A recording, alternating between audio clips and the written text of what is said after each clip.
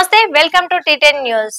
దేశంలో మహిళలపై జరుగుతున్న దారుణాల పట్ల మోడీ వ్యాఖ్యలు పరస్పరం విరుద్ధంగా కనిపిస్తున్నాయి. మహిళల పట్ల జరుగుతున్న అమానవీయ దారుణ ఘటనలను తప్పుబడుతూ నిందితులను కఠినంగా శిక్షించాలని, వారు ఎంతటి వారైనా విడిచిపెట్టకూడదని ఆగస్టు 15న ఎర్రకోటపై ప్రసంగిస్తూ మోడీ అన్నారు. కోల్కతా ఘటన అనంతరం ఎర్రకోట వేదికగా ఆయన ఈ వ్యాఖ్యలు చేశారు. మహిళల పట్ల దారుణాలను ఉపేక్షించరాదని, మహిళల రక్షణ దేశం ప్రాధాన్యత అని ఆయన అన్నారు.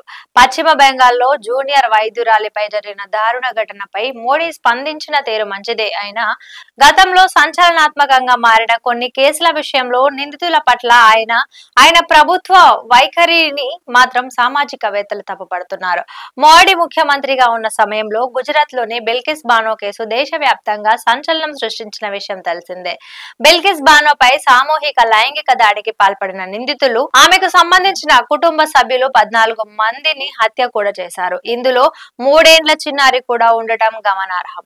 ఈ ఘటనతో సంబంధం ఉన్న 11 మంది జైలు జీవితాన్ని గడుపుతున్న సమయంలో బీజేపీ ప్రభుత్వము వారి విడుదలకు మార్గం సుగమం చేసింది.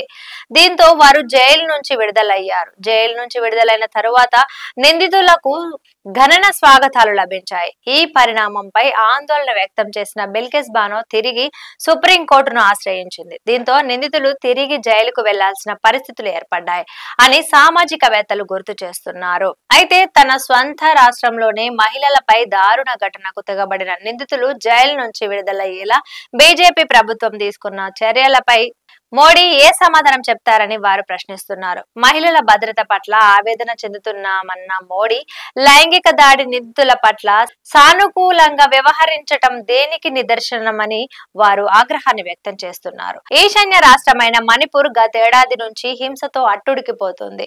అక్కడ దిగజారిన పరిస్థితులు యావత్ సమాజాన్ని ఆందోళనకు గురి చేస్తున్నాయి. మహిళలను నగ్నంగా ఊరేగించిన ఘటనలు అక్కడ చోటు చేసుకున్నాయి. అక్కడ కేంద్రంలో, ఇక్కడ రాష్ట్రంలో అధికారంలో ఉన్నది బీజేపీనే. అయినప్పటికీ పరిస్థితులను సద్దుమణిగేలా చేయటంలో మాత్రం కాషాయ పార్టీ తీవ్రంగానే విఫలమైంది.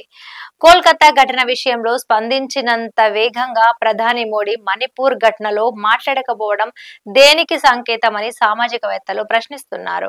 కేవలం బీజేపీయేతర పార్టీ పాలిత రాష్ట్రాల్లో జరిగే దారుణాల మీదనే స్పందించే ప్రధాని తీరు దేశానికి ఏ మాత్రము మంచిది కాదని వారు అంటున్నారు. బీజేపీ పాలిత రాష్ట్రాల్లో జరిగితే ఒకలా, ఇతర పార్టీలు పాలిస్తున్న రాష్ట్రాల్లో మహిళలపై జరుగుతున్న నేరాల పట్ల ఇంకోలా మాట్లాడడం సరికాదని చెప్తున్నారు. ఇది ఇవాల్టి న్యూస్. చూస్తూనే ఉండండి టీ10.